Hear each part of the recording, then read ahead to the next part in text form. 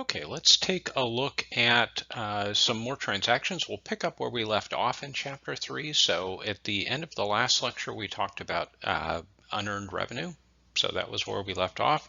And now I want to take a look at some transaction data and talk through it and then show you a different way to organize it other than the transaction grid. So in this case here, I've got all of these transactions, and I won't let's talk through them here. So in the first one, we acquired cash from issuing common stock. That's pretty common. Next one, we paid $800 cash to purchase supplies. That's one of those asset exchange transactions. Let's get down to some. So we paid some rent in advance. So we paid $12,000 cash to lease an office space for a year. So that's going to be dealing with prepaid rent. We received $18,000 cash in advance for installation services to be performed for 1 year beginning June 1st. So in that case there, that's unearned revenue. I'm getting cash in advance of earning it. Next, we provided some consulting services on accounts, so accounts receivable would be involved there. And then we collected some of the money on our receivables. So cash is going to go up, receivables will go down.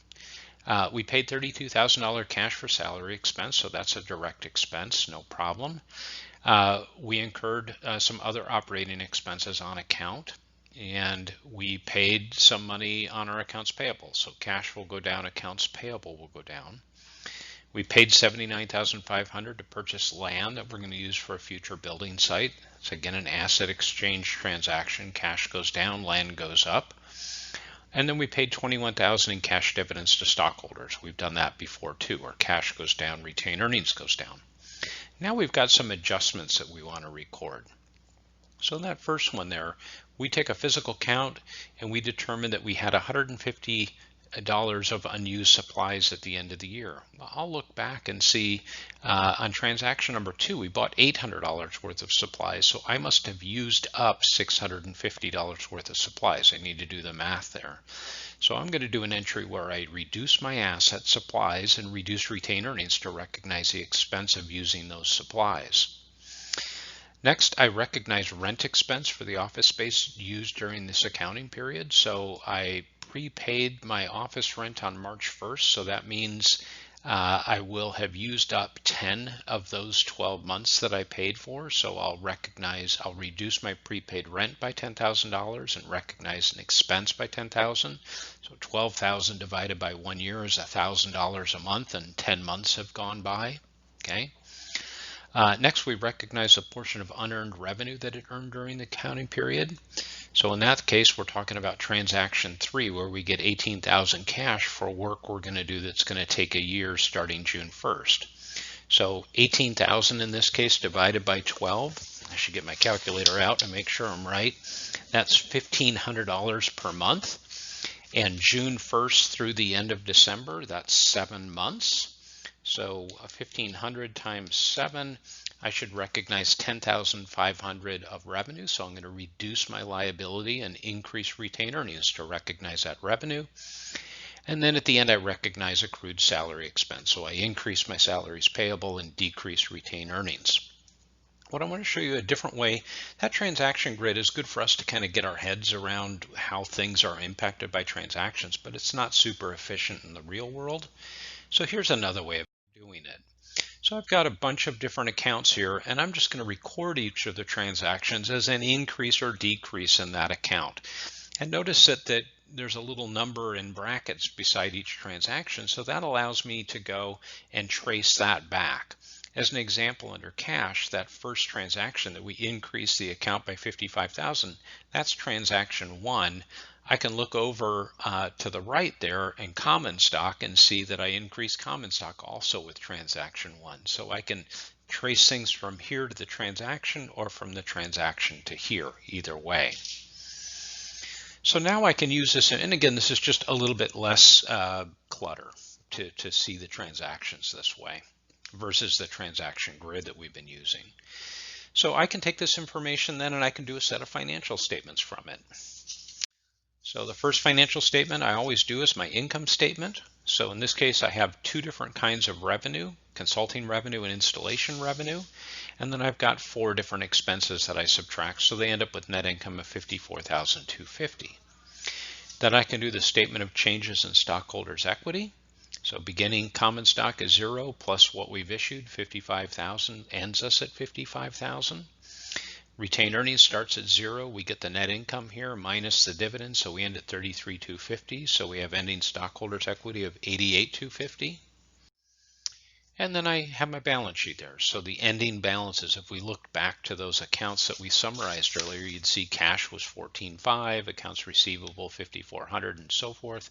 So I transfer all of my assets to this list here. I've got 101,550, got three different liabilities, and then my stockholders' equity. So they both equal 101,550, so all is good. So the next thing I want to talk about is a fifth type of adjustment, which is depreciation. Depreciation is kind of think of it like prepaying equipment in a sense. So if I have a machine, or let's say I have a delivery truck, that's easy to conceptualize. Say if I have a delivery truck that I'm going to use in my business, I want to spread the cost of that delivery truck over the period of time in which I'm going to wear it out.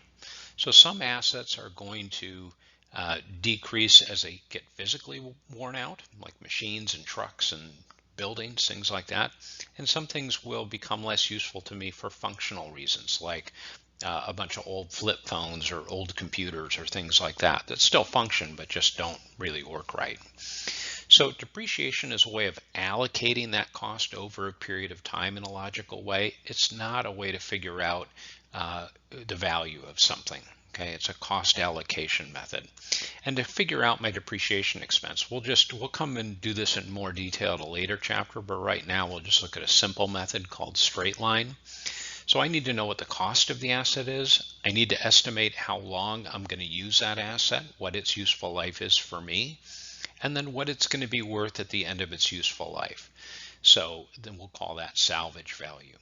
So the difference between the cost of the asset and the salvage value is the depreciable cost. That's how much it's going to go down over the course of my use, and I'll divide that by the useful life. That'll give me a depreciation expense for each year. So at the end of the year, we recognize depreciation expense, which pulls down to retained earnings, and we use a new account called accumulated depreciation, which decreases the asset. That accumulated depreciation account is going to have a different, it's going to be a negative amount compared to all of my other assets because it's going to pull my asset value down. So the book value or carrying value is the original cost of the asset less how much I've depreciated it so far.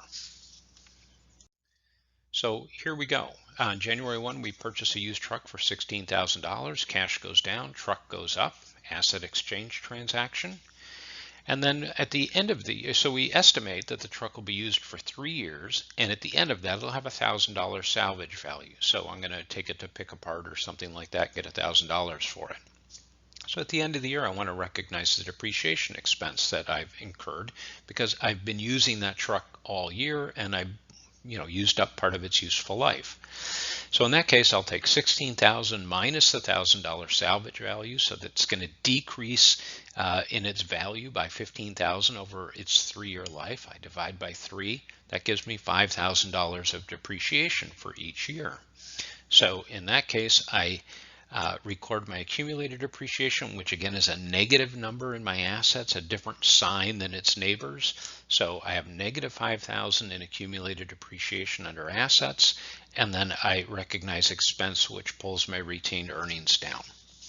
Again, we'll come back to the subject of depreciation at greater length in a future chapter that we cover later in the semester. So we'll revisit this, but I just want you to be aware that that is an adjustment that we have to make at year end. So I will talk to you again when I review some of the practice problems for this chapter. As always, if you have questions, please shoot me an email. Thank you.